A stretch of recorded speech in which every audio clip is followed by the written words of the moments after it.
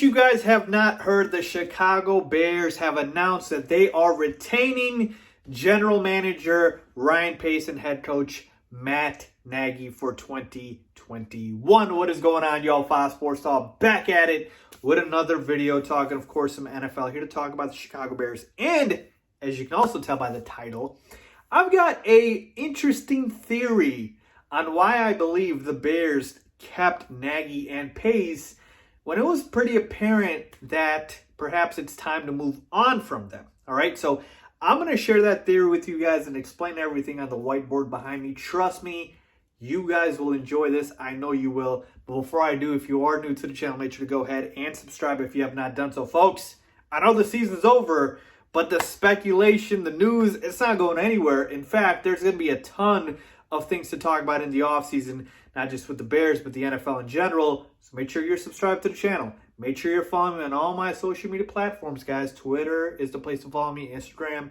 as well. So make sure you do all that. Okay, I've been waiting to share this with you guys. It's time to talk about it. Let's get into it. All right, so let me set up the quick backstory here because it's going to be important. You guys will see, okay? After the Bears season ended, and a lot of you guys had reached out and asked me, Faiz, are the Bears going to, can Matt Nagy and Ryan Pace? Are we going to get rid of them? Are we going to give them the boot? I was very unsure, honestly. And I'm not a fan of either, right? Matt Nagy's offense has been absolutely garbage, and that's what he's supposed to be known for. And Ryan Pace had the biggest miss, arguably, in NFL history by passing up on Patrick Mahomes and Deshaun Watson. We know that. So I'm not a big fan of either, but I was just unsure that they were going to let these guys go. And usually I'm not unsure about a lot of things, but in this instant, I kept thinking, okay, why am I unsure about this? Why is it that these guys are not going to get fired? Why do I feel like that's the case? And I think I figured it out. And so now that the Bears confirmed that they are both coming back, the light bulb kind of clicked, and I think I've got the theory. And remember, I told you that if one comes back, they both come back. They're a package deal. Ryan Pace hired Matt Nagy. Matt Nagy goes with Ryan Pace, so you can't keep one and get rid of the other, and vice versa, because I know a lot of you guys were asking about that. So that even solidified it for me. So in the press conference where George McCaskey, Ted Phillips, Ryan Pace, Matt Nagy all spoke, there weren't that many big takeaways, folks. It was a lot of cliche front office talk, blah, blah, blah. Okay, I'm going to just get through and cut all the BS for you guys.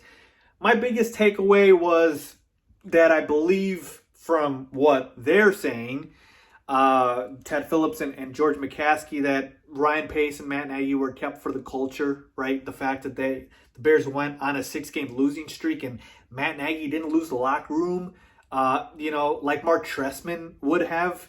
So again, whether or not you agree with the reason, that was one of the biggest takeaways that I got. And the fact that, maybe it was a COVID year and also maybe the McCaskies are cheaping out here, that's another possibility. But here was another thing that a lot of people didn't talk about.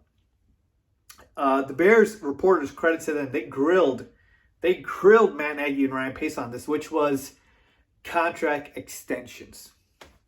Fine, you guys are back for 2021, but is it only 2021 or is it beyond? And George McCaskey did not confirm that they were getting extended. Neither did Ted Phillips, who should be gone, by the way. And then Ryan Pace and Matt Nagy wouldn't comment on either, which tells me I believe their contracts did not get extended, and Ryan Pace's contract ends this season, after the season, and Matt Nagy's, I believe, runs through 2023. Okay, but remember, if one goes, both go. So let's talk about my theory. All right, so we're going to do a little history lesson here. All right, get ready for this one, guys. All right, we're going to start here at the top, and we're going to talk about George Halas, the founder of the Chicago Bears, the owner of the Chicago Bears, the late, great George Halas, okay? In case you guys didn't know who that was. So George Halas, obviously, like I mentioned, founded the Bears. He was Papa Bear, Mr. Everything for the Chicago Bears. George Halas and his family still own this team. But you might be thinking, well, why do we say the McCaskies instead of the Hallases, right? Because George Halas and his wife, Minnie Halas, and I promise this is going somewhere. We got to just get through it. Obviously had kids. And those kids were who? That is correct. Virginia Halas. And also George Halas Jr. Okay? So, when George Halas Sr. passed, he handed the team over to his daughter, Virginia Halas.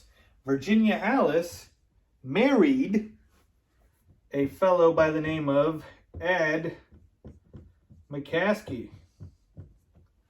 And that is how she became Virginia McCaskey. Okay? So, in case you guys are wondering. And they had kids. They actually had 10 kids. Okay? A lot of people don't know that. And I believe the oldest kid that they had passed away. But one of those 10 kids is, get ready, dun, dun, dun, dun, dun, George McCaskey, who is the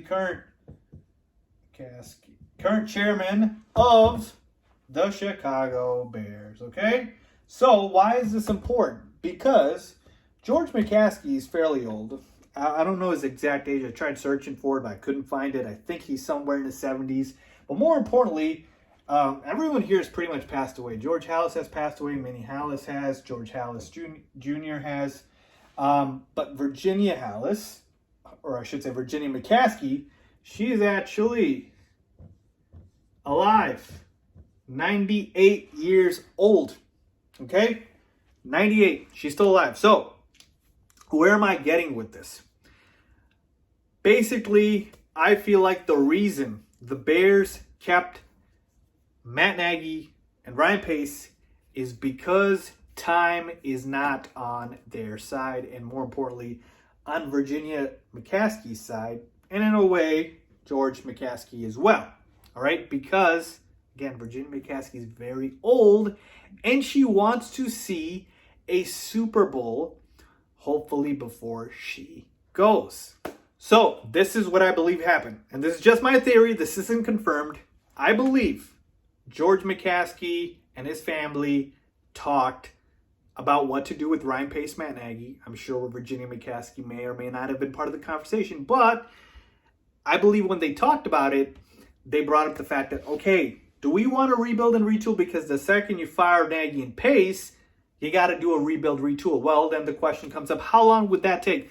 Usually in the NFL, you could have turnarounds like we've seen last place teams go to first place in a span of a year, but generally it takes longer than that. And if we take a look at the Bears, before 2018, the last time they were having a winning record was back in 2012 when they were 10-6, but I believe that was the year they fired Lovie Smith. So that was a really considered successful year because I believe they missed the playoffs. And then 2010 is really their last successful season before 2018. So that was when they went 11-5, okay? So we're talking about since 2010. And since then, since that span, the Bears' records have been 8-8, 5-11, 6-10, 3-13, 5-11, and then that was the 2017 draft where we got Mitchell Trubisky, and then Ryan Pace was able to build a defense, and we go 12-4. And then we obviously get to the playoffs and lose to the Eagles, and there we go. So essentially, we're talking about 5 seasons of rebuilding. So it's not a, quick turnaround usually. So if the McCaskies thought about that, they said, okay, we really want to do a rebuild again. I just want a Super Bowl at this point. And again, I'm not saying this is the right or wrong decision. I'm just telling you guys what I believe the theory is. So then they probably thought about this and they said, no, you know what? We don't want to rebuild and retool. We went 12-4, then 8-8, then 8-8. We made the playoffs 2 out of the last 3 years. Ryan Pace, even though he missed on Trubisky, he still had some good draft picks with Cole Kmet, Darnell Mooney, Roquan Smith, and Matt Nagy hasn't lost the locker room. He's never had a losing season. Let's keep these guys. But you better let Ryan Pace know that we need to win now. So they're not ready to rebuild, retool. So then Jordan McCaskey probably goes to Ryan Pace and he says, hey, Ryan, look, we're not going to extend your guys' contract because we're not happy. But you guys are getting an additional chance here to right the wrong and fix everything. And we want to win right now because Virginia McCaskey, yeah, she's 98. I'm getting old. We don't want to wait around anymore. And so Ryan Pace probably gets told by George McCaskey, look, you got an additional year on your deal, the last year on your deal. It's been a COVID year. We had a pandemic. Money's a little tight. We're just going to keep you, but this is your last chance. Same goes for Matt. The second you're out, he's out. There you have it. So then Ryan Pace said, okay, all right, so I got an additional year to make it happen. Well, Ryan Pace isn't looking forward for the future because he's only here for another year and he's trying to save his job. And so Ryan Pace is going back to the drawing board and he's saying, let's see what this team needs still, okay? So we go to quarterback, running back, wide receiver, tight end, O-line, defense. And then what? Special teams, right? And he goes through this list in his head, I'm sure, or on the board, and he says, David Montgomery, we have a good running back. I think if we re-sign Allen Robinson, we have a wide receiver room. We just drafted tight end last year. We have a solid defense still. Special teams is solid now. We don't have a quarterback. Offensive line is not that great. And he's thinking to himself, if we're only 2 pieces away from competing for a Super Bowl, then I need to swing for the fences this year. And so Ryan Pace is probably thinking to himself, hey, George, I think I got it. We're going to make a trade for a quarterback. Okay? We know that Nagy hates Mitch. Mitch had another year, wasn't able to do much with it, although the offense was garbage. It's not all Mitchell Trubisky's fault. But yeah, I'm going to do it, and we're going to trade for a quarterback. Well, then George McCaskey says, all right, who are you going to trade for? Well, there's going to be some veterans available. Drafting a quarterback's not really going to do anything because you can't win with the rookie quarterback. It's very difficult to win a Super Bowl or be a contender with a rookie quarterback. And so your best options at that point are trade and free agency. Free agency is pretty bleak this year. Not really anything out there besides Dak Prescott, who's expected to go back to the Cowboys. So trade is the option. And who's out there via trade, I wonder? Oh, it's Deshaun Watson. And this is Ryan Pace's opportunity to right the wrong and to take out the stain, the blemish on his resume that covers up the whole page, which is drafting Mitchell Trubisky over Deshaun Watson. Not only just Patrick Mahomes, but over Deshaun Watson. Okay, because I'm telling you to this day, that was the bigger mistake because Patrick Mahomes was not considered to be what he is at this point. I digress. He is taking a look at his resume and saying, look, I get you Deshaun. We're going to go ahead and we're going to solve this quarterback position. I mean, Deshaun's so good. We can definitely address the offensive line. And now we're competing for Super Bowls. Well, what's the drawback here? Will the Texans trade him? We're going to find out. But the drawback is obviously you're mortgaging the future. Well, Ryan Pace is only here for another year. And he doesn't care about the future. And you know what? Right now, at this very second, the McCaskies don't either. They don't either. So they're not thinking long-term. They're thinking short-term. And I bet you any money, well, I don't want to bet you any money, but I have a good hunch, and this is my theory, that the Chicago Bears and Ryan Pace go all in on Deshaun Watson in the offseason, with plan Bs being if Matt Stafford or Matt Ryan are available. I really do see this happening now. Everything that I've talked about leads up to it. Everything that they said in the press conference leads up to it. So the theory, of course, is Deshaun Watson. Okay? The Bears go ahead and swing a trade for Deshaun Watson. Now, again, what would it cost? A lot. I've told you guys this already. Starting price for Deshaun Watson, starting, is 3 first-round picks, 2 second-round picks, and a young player. That's the starting price. So get ready, because this is about to be crazy wild. Any other thing doesn't make sense to me in my head, because if the Bears go into this year with the exact same roster, with the exact same coach, GM, offense, defense, everything, it's like, what's going to change here? You're just a lame duck GM at this point. So I believe this is the move that he went back, Ryan Pace did, and told George McCaskey, what if I get you Deshaun Watson? What if I fix the mistake I made in 2017 and get you Deshaun? Okay, if you get us Deshaun, I'll extend your contract. If you don't, you're out. So that's what Ryan Pace, I believe, is going to try to do. Whether or not it happens, we will see. But that is my theory. So hopefully you guys enjoyed that. And if you did, please make sure to go ahead and subscribe to the channel.